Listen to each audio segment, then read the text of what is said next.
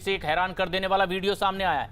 अरुणाचल प्रदेश के ईटानगर में national highway number 415 पर सड़क का हिस्सा ताश के पत्तों की तरह भरभरा कर नीचे गिर गया।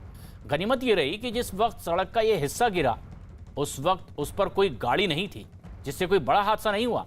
बताया जा रहा है कि ईटानगर में बीते कुछ दिनों से लगातार भारी बारिश हो रही है और इसी वजह से यह हादसा हुआ। जो सड़क टूटी वो ईटानगर से नाहरलगुन को जोड़ने वाली सड़क है और कुछ महीने पहले ही ये बनाई गई थी। नई सड़क के इस तरह टूटने के बाद इसकी क्वालिटी पर अब सवाल खड़े होने लगे हैं। ईटानगर की ये दिल दहला देने वाली तस्वीर कि वो सड़क जो कुछ दिन पहले ही बनकर तैयार हुई थी किस तरह से टूटकर भरभरा कर नीचे धंस जाती है। लेकिन गनीमत ये रही कि जिस वक्त ये हादसा हुआ, ये सड़क नीचे टूटकर कोलैप्स हुई, तब इस पर कोई गाड़ी मौजूद नहीं थी, वरना इसकी चपेट में लोग आ सकते थे। लेकिन सबसे हैरत में डालने वाली बात ये कि ये भी पिछले दिनों ही बनकर तैयार हुई रोड है। ऐसे में क्या इसमें लापरवाही बरती गई है? इस सड़क के निर्माण में क्या लापरवाही के कारण इस तरह से हादसा हुआ है? ये सवाल भी अब खड़े होने लगे। निलॉय भट्टाचार्य हमारे सहयोगी इस वक्त फोन लाइन पर मौजूद हैं। निलॉय, ये जो हादसा हुआ है क्या इसकी वजह मानी जा रही है? जी देखिए, ये आप जो दिख रहे हैं ये नेशनल हाईवे 415 है। ये जो दृश्य आप देख रहे हैं ये ईटानगर की आईटी पार्क के सामने, इंदिरा गांधी पार्क के सामने है। प्रेस क्लब उसके ठीक सामने ही है। यह सुबह की घटना है और यहाँ के देख सकते हैं कि वो जो नेशनल हाईवे जो बन रही है, ईटानगर जो कैपिटल है अरुणाचल प्रदेश, और जो वहाँ की ईटानगर अरुणाचल के जो अब मेन बिजनेस हब सेंटर बोल सकते हैं नाहरलगुन, जहाँ पे एजुकेशनल इंस्टीट्यूशन है, वहाँ उस कनेक्ट करने के लिए ये नई एक बहुत एम्बिशियस प्रोजेक्ट है। नेशनल हाईवे 415 ये बन रही थी है। अब इसी हाईवे की जो गार्ड वॉल है, वो गार्ड वॉल आप देख सकते हैं किस तरीके से बारिश की वजह से ढह गया है। अब कहा जा रहा है कि ये जो नेशनल हाईवे है ये चीफ मिनिस्टर पेमा खांडू की ड्रीम प्रोजेक्ट है और इसके इस प्रोजेक्ट को 2021 में खत्म होने की बात है। 31 मार्च के अंदर इसको खत्म करने के लिए मुख्यमंत्री खुद इसको देख रहे थे और पुरजोर कोशिश कर रहे थे कि बहुत जल्द इसको हो जाए। कि ये असम के गौहपुर से होके ईटानगर होके नाहरलगुन तक इसका कनेक्शन है ये नेशनल हाईवे। और इस नेशनल हाईवे के चलते एक तो डिस्टेंस बहुत कम हो जाता है यातायात के लिए, और ये जो दोनों कैपिटल सिटी, दोनों इंपॉर्टेंट सिटीज है जो अरुणाचल के, उसकी कनेक्टिविटी बहुत सुविधा हो जाता है। साथ ही साथ एयरपोर्ट से भी कनेक्टिविटी बहुत सुविधा हो जाता है।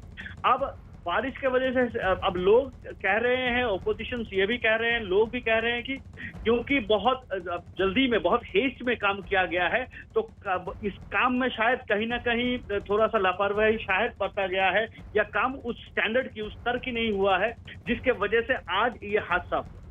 निलॉय, हम तस्वीरों में भी देख रहे हैं कि ये सड़क जो अभी अभी बनी है और बारिश में ये पूरी तरह से कोलैप्स हो जाती है।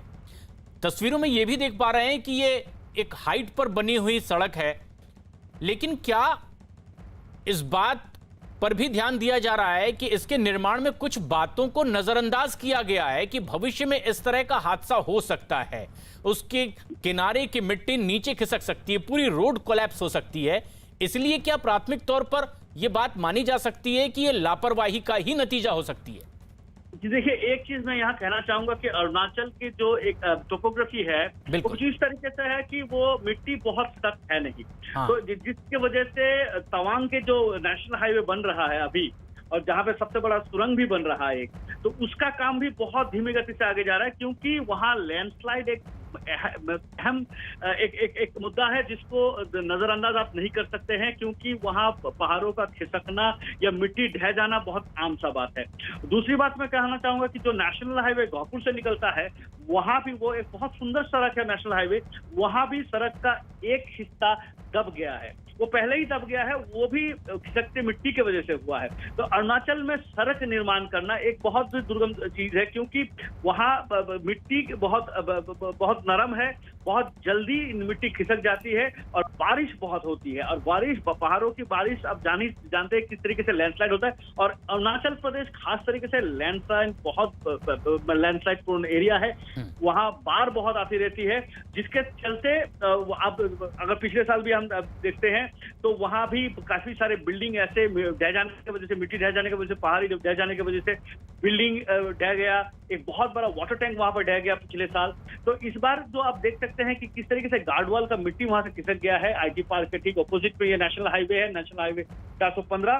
तो लोगों का कहना है कि ये जो, क्योंकि काम बहुत जल्दी हो रहा था, तो शायद जिस तरीके से आपकी वहां पे जो कंस्ट्रक्शन की जो नियम है या वो जो टेस्टिंग होनी है या जो उसकी जो गुणवत्ता है, कहीं ना कहीं वहां पे कॉम्प्रोमाइज होने की गुंजाइश है, जिसके चलते आज बारिश के वजह से इतना अहम एक प्रोजेक्ट का एक गार्ड वॉल इस तरीके से रह जाता। क्योंकि निलॉय, ये कोई आम सड़क तो थी नहीं, नेशनल हाईवे 415 महत्वाकांक्षी प्रोजेक्ट ये, और ऐसे में जबकि एक हाईवे की इस तरह से अगर हालत हो जाए तो कई सवाल खड़े तो होते ही हैं।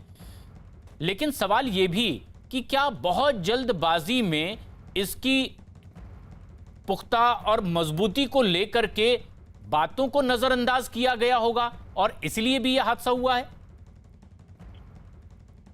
जी देखिए, ये जो एक महत्वाकांक्षी जो प्रोजेक्ट है, इसको पेमा खंडू सरकार खुद देख रही है। ईटानगर नाहरलगुन, ईटानगर से नाहरलगुन की अगर ये सड़क जब हो जाती है तो शहर की जो बहुत सारे जो ट्रैफिक की जो समस्या है उसको दूर करने के लिए ये सड़क बनाया जा रहा था। और पेमा खंडू खुद इसको काफी अपने निगरानी में ये प्रोजेक्ट देख रहे थे। अब उस हिसाब से जो सड़क बनाने के काम है वो काज भी बहुत रफ्तार से ही हो रही थी।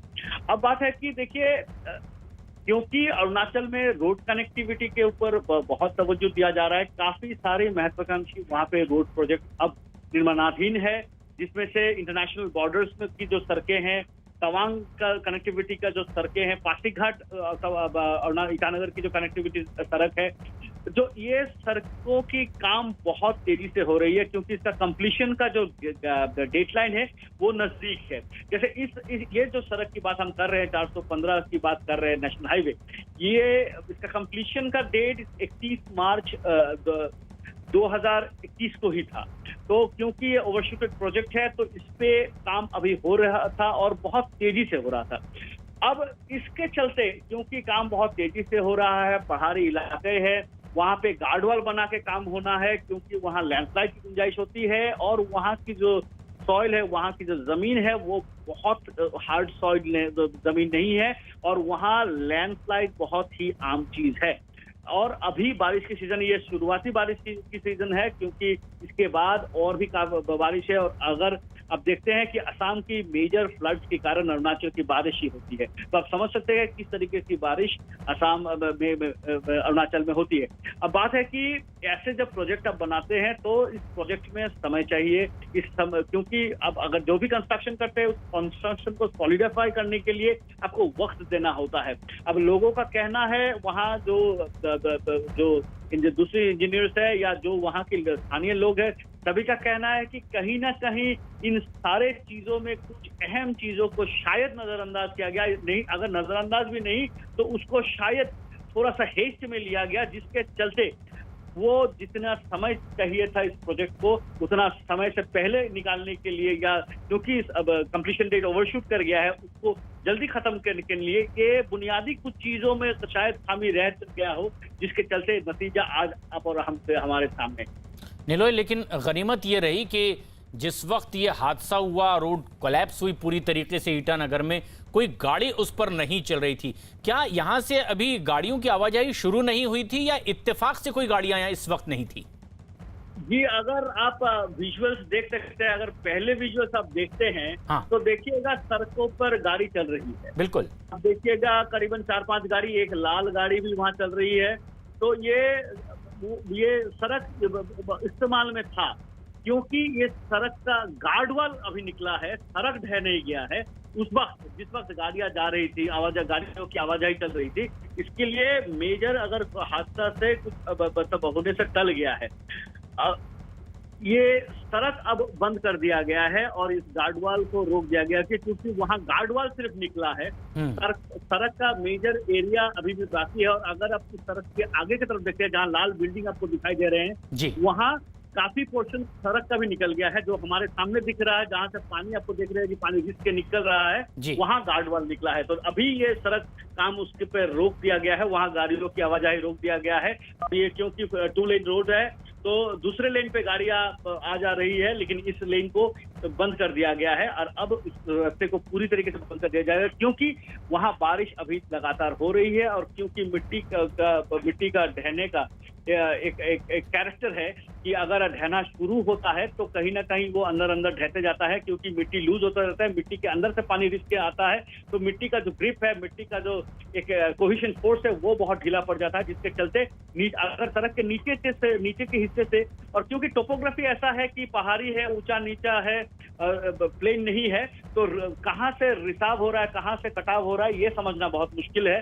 तो इसीलिए अभी वहां फिलहाल ट्रांसपोर्टेशन कम्युनिकेशन सड़क पर बंद कर दिया गया है और इसका अभी मरम्मत तो इतना जल्दी होने से रहा, अभी प्रिलिमिनरी इंक्वायरी होगा पूरी चीजों का और उसके बाद क्योंकि ये सड़क बहुत अहम है तो शायद बारिश के उठने के बाद रिकंस्ट्रक्शन का काम फिर से शुरू बिल्कुल। निलॉय, क्या ये समझा जाए कि दरअसल ये पूरी रोड कोलैप्स नहीं हुई है बल्कि जो एक उसकी सिक्योरिटी के लिए वॉल तैयार की गई थी रोड को कोलैप्स होने से रोकने के लिए, वो वॉल का एक हिस्सा टूटकर गिरा है और उसने साथ में सड़क के एक हिस्से को भी अपने कोलैप्स कर लिया है? जी बिल्कुल बिल्कुल, ये जो हिस्सा आप देख रहे हैं जहां हम दिखा रहे हैं, जहां पे आप देख सकते हैं कि वो साइड का जो मार्किंग होता है, मार्किंग के बगल में जो गार्डवाल है वो गार्डवाल निकल गया है, वो गार्डवाल ढह गया है। और ये जो हिस्सा आप देख रहे हैं ये आईटी पार्क ईटानगर में है, इंदिरा गांधी पार्क, उस पार्क के ठीक सामने का हिस्सा है, उसके सामने रास्ता भी है। तो ये जो गार्डवाल है वो गार्डवाल निकल गया है और आगे आप देख सकते हैं कि गार्डवाल के साथ सड़क के कुछ हिस्सा भी ढह गया है।